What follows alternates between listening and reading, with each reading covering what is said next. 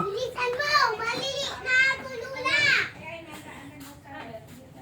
Malili na ako! Ingat kayo ah! Bilisan nyo din! Malili na kayo! Papagalitan kayo ng teacher! Mabibilig na ako, Toys! Hey babe! Welcome to Pau Diaries, where Pauline is in motion. For today's ganap nga ay titignan natin kung kumusta ang magiging second day of school ng aking pamangkin na si Basti. Kahapon sobrang hirap siyang gisingin, umiiyak pa tapos sabi niya sa amin bukas na lang daw siya papasok. Doon sila, nasa labas din. Pwede pa, first day.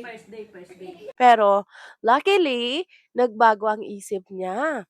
For today's ganap, titignan natin kung ano magiging reaction niya sa second day of school. Sayang, kahapon di ko na i-vlog. Sobrang nakakatuwa talaga siya. Ang cute, cute, cute niya talaga.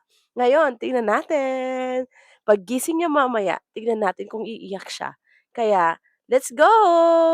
So, habang tulog pa nga si Basti, syempre, hindi ko kakalimutan ang aking mga fish. Pinakain ko muna sila. So, nag-start ako mag-alaga ng fish nung January. Kasi yung boyfriend ko mahilig nga. At ayun naman, si Daddy, sobrang sipag talaga. At ito na nga, nagising na si Basti. Himala, hindi siya umiyak. Yay! Makikita nyo nga, sobrang inaantok pa siya. Habang tinitingnan niya kung anong babaunin niya, ayun, sobrang inaantok pa nga talaga ang bata. At yun nga, si Mami ni Lency niya ay nag-aayos. Kaya, pumunta muna siya kay Daddy Lo niya na naglilinis. Tinawag na nga ang kanyang Daddy Lo. Daddy Lo, nasan ka?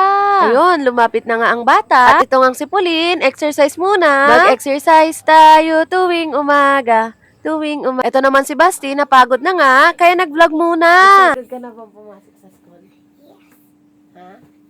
Yes? Anong pang... Hinayaan ko nga na siya mag-take over ng vlog ko.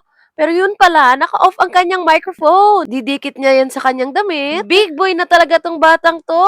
Siya nang susunod na vlogger. Ayan, kita mo naman, for 5 years old, kaya-kaya nang maglagay ng microphone. Umalis nga muna ako para kunin yung isang microphone. At look, nakatingin nga siya doon. Inaantay niya ang kanyang titang maganda. At kinuha ko na ang mic at in-interview siya. Sad to say, naka-off pala yung microphone ko din. So, pinagkwentuhan nga namin yung first day niya. At sabi niya nga, ang bait-bait ng kanyang teacher at nag-enjoy siya. Pagkatapos nun, tinawag na siya. At naligo. Tapos, ang kanyang Daddy Long sobrang sipag. Binihisan na nga ang batang makulit na to.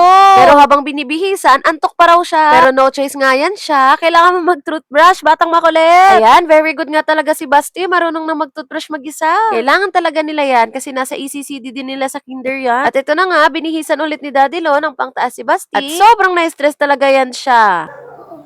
Nandun sa pag mo. Hindi pwedeng ganyan na. Parang kang bad boy. Hindi pwedeng ganyan.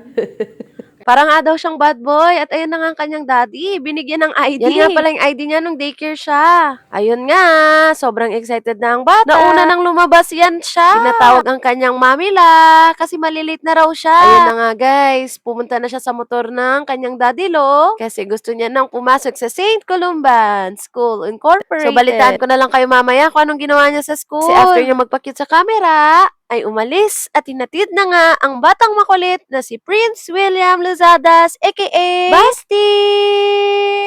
So guys, yun na nga, pumasok na si Basti sa school. Tingnan natin mamaya kung anong ginawa niya sa school. Pina-video ko siya sa mami ko. So that's the end of my vlog. See you in our next vlog. Goodbye! God bless!